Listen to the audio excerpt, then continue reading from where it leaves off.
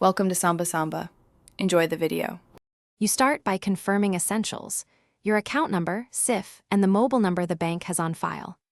Once done, open the Bank of Baroda online portal or the official BOB mobile app. Choose New User Registration. You will be prompted to enter account details and debit card information for instant validation. Do this to prove ownership. Make sure to keep the debit card PIN handy for OTP flows. Without it, the system may reject validation and force a branch visit. Once your details are accepted, you will receive an OTP. Enter it immediately to verify identity. After verification, choose a user ID and a strong password that meets the bank's complexity rules. This protects access. Next, set your transaction PIN or MPIN for payments and fund transfers. Confirm it using the debit card or another OTP step. Save recovery answers and enable biometric login on mobile if available, because these steps reduce future lockouts and speed up secure access.